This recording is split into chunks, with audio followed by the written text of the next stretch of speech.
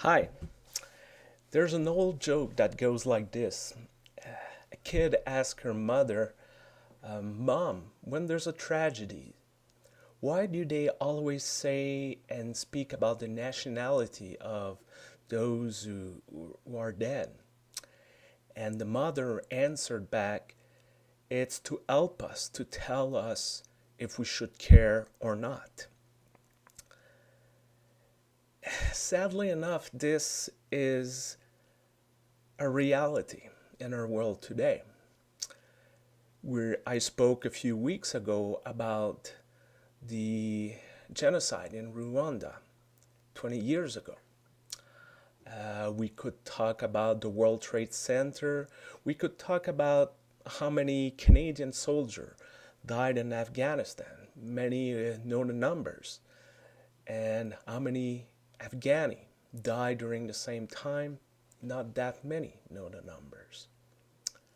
For me, maybe what come to my mind is, and I don't know if you caught that on the news, this Roman Catholic nun that was kidnapped in Cameroon 6 days ago as I'm recording this message.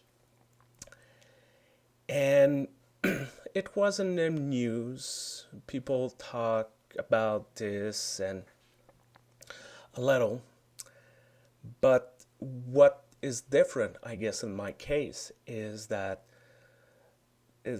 Sister Gilberte Bussière worked in Chéré.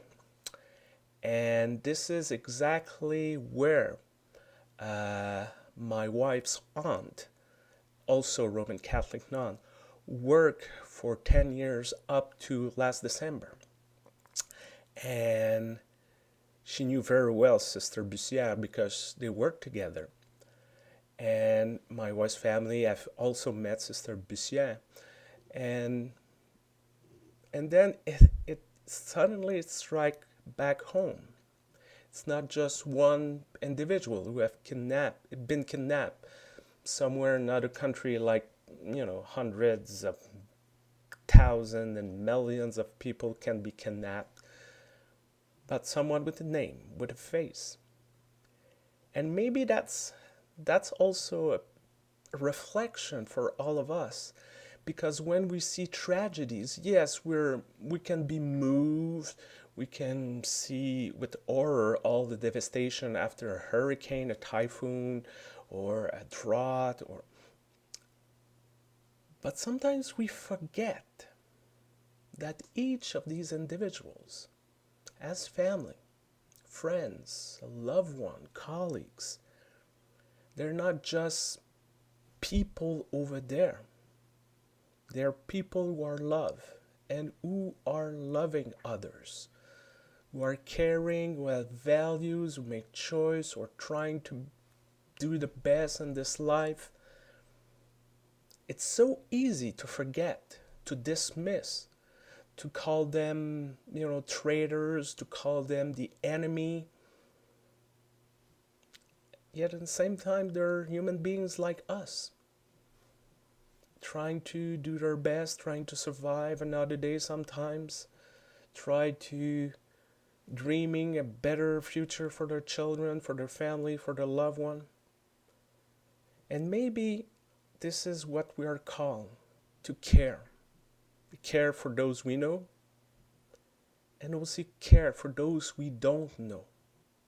Those we will never meet, we will never know their name. And to love them and care for them as much as those who are sitting beside us in a pew on Sunday morning, as those we call on a regular basis. And this is maybe a challenging call, but I believe that's our call as Christian, to equally care. Because we believe that God does not play favorite. Everyone is important in God's eye. And that's what we are invited to, the path we are invited to follow. I hope this week you will take time to say you love your loved ones, to hug them, to call them, to manifest your affection in one way or another. And I hope when you will hear something on the news or read in the newspaper or conversation,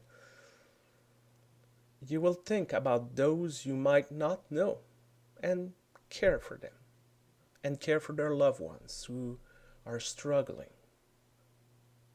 That and I hope you will discover that we have enough compassion in us, that we're not limited, that our compassion is unlimited and can be offered to all.